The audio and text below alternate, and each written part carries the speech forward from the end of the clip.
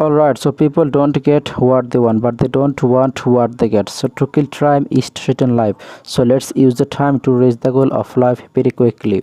How is doing everyone? I hope that you are great and well. So today in this video I'll try to talk with you about speaking English. So this is Nuruddin from Busy English Live. I hope that you are great and well. So আশা করি আপনারা সবাই ভালো আছেন। আবারও আপনাদেরকে সুস্বাগতম।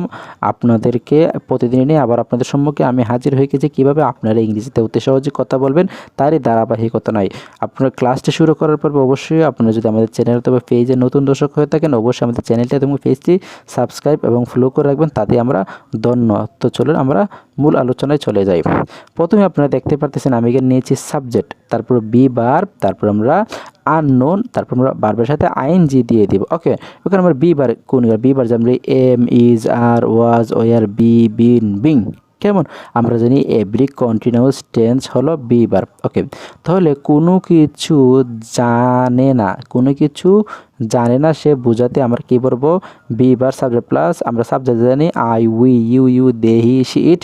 আমার যারা বিগত ক্লাসগুলো দেখেছেন অবশ্যই আপনারা জানেন আমি সাবজেক্টগুলো আপনাদেরকে প্রকাশ করে দিয়েছি এবং আমি বি ভার্ব সম্পর্কেও কিন্তু একটা এবং অল অক্সিলারি ভার্ব নিয়ে কিন্তু আমি ক্লাস নিয়েছি, আপনারাও এটাও দেখে আসতে পারেন।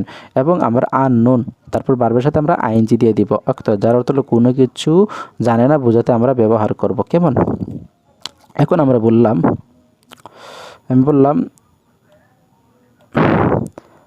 I am unknown in using mobile, আমি মোবাইল ব্যবহার করতে জানি না। এখন দেখেন এখানে আইটা হলো সাবজেক্ট বলছিলাম না, তাহলে এখানে আইটা হলো সাবজেক্ট, যেহেতু এখানে বি ভার্ব বলছি আর এমটা হলো বি ভার্ব। আর আননোন আমরা মূল structure unknown in using mobile ভার্বের সাথে আইএনজি দিয়ে দেবো, তাহলেই আমরা জানি। এবং প্রিপোজিশনের পরে সবসময় ভার্বের সাথে আইএনজি হতে হলে ইন ইউজিং মোবাইল, আমি মোবাইল ব্যবহার করতে জানি না, আমি মোবাইল ব্যবহার করতে কী করি না? জানি না। দে আর আননোন ইন লার্নিং ইংলিশ, তার ইংলিশ শিখতে জানে না। ওকে, দে আর আননোন ইন লার্নিং ইংলিশ, তারা ইংলিশ শিখতে জানে না। আর দে যদি আরটাকে আমরা প্রশ্নবোধক হিসাবে আনি, are they unknown in learning English, তারা কি ইংলিশ শিখতে জানে না? Are not why are they unknown in learning English, তারা কেন ইংলিশ শিখতে জানে না? তাহলে সেন্টেন্স কিন্তু আপনারা এইভাবে প্রশ্নবোধক দিয়ে কিন্তু আপনারা তৈরি করতে পারবেন। তারপরে she is unknown in driving, সে গাড়ি চালাতে জানে না। She is unknown in loving, সে ভালোবাসতে জানে না। She is unknown writing a letter, সে একটা চিঠি লিখতে জানে না। তাহলে কিন্তু আপনারা এইভাবে সেন্টেন্স কিন্তু তৈরি করতে পারবেন। যদি বলি is she unknown in driving, সে কি গাড়ি চালাতে জানে না? Why is she unknown in driving, কেন সে গাড়ি চালাতে জানে না? আপনি কিন্তু এইভাবে সেন্টেন্স তৈরি করতে পারবেন। এখন আপনারা দেখুন, তারপর আপনারা ব্যবহার করবেন subject did not want to be, subject did not want to be যারা অর্থ হলো হতে চাইনি, নিষ্কান নিয়ে আছে। Subject did not want to be যার অর্থ হলো হতে চাইনি। যদি বলি she didn't want to be bad, sorry এখানে আমি একটা বানান মিস্টেক হয়ে গেছে, কমার দৃষ্টিতে দেখবেন। তাহলে I didn't want to be bad, আমি খারাপ হতে চাইনি। যদি বলি she didn't want to be your friend, সে তোমার বন্ধু হতে চায়নি। She did want to be your friend, সে তোমার বন্ধু হতে চায়নি। ঠিক আছে, did she want to be your friend, সে কি তোমার বন্ধু হতে চায়নি? ওকে, এভাবে কিন্তু আপনারা ব্যবহার করতে পারবেন। যদি বলি they didn't want to be your friend, তারা তোমার বন্ধু হতে চায়নি। এখন আপনারা কিন্তু এখানে কিন্তু আরও সেন্টেন্স তৈরি করতে পারবেন। কীভাবে? আপনারা এখানে যে ডিডটা দেখতে পারতেছেন, এখানে এই ডিডটাকে যদি আগে করে নিয়ে আসেন,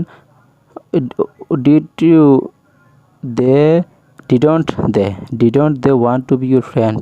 ওকে, তারা কি তোমার বন্ধু হতে চায়নি? Why didn't they want to be your friend, তারা কেন তোমার বন্ধু হতে চায়নি? When didn't they want to be your friend, তারা কখন তোমার বন্ধু হতে চায়নি। এভাবে কিন্তু আপনার সেন্টেন্স তৈরি করতে পারবেন।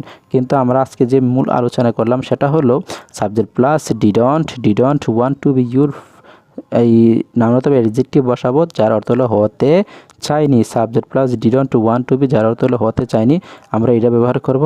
আরেকটা হলো আমরা জেনেছি সাবজেক্ট প্লাস বি ভার্ব, তারপর ভার্বের সাথে আননোন, তারপর আমরা ভার্বের সাথে আইএনজি বসিয়ে দেব। তাহলে কিন্তু আমরা কোনো কিছু জানি না বোঝাতে আমরা কিন্তু ব্যবহার করব। আশা করি এগুলো কিন্তু আপনার হুবহু মুখস্থ করে নেবেন। আপনি যদি ইংরেজি স্পিকিংয়ে যদি আপনি যদি প্রচুর পরিমাণে আপনি যদি স্কিল বাড়াতে চান, তাহলে কিন্তু আপনারা এইভাবে দিয়ে এগুলো দিয়ে কিন্তু আপনারা হাজার হাজার বাক্য তৈরি করতে হবে এবং আপনাদেরকে প্রচুর পরিমাণে প্র্যাকটিস করতে পারবে। If you want to speak English must be have to a lot of practice and then as soon as possible you can speak English very easily.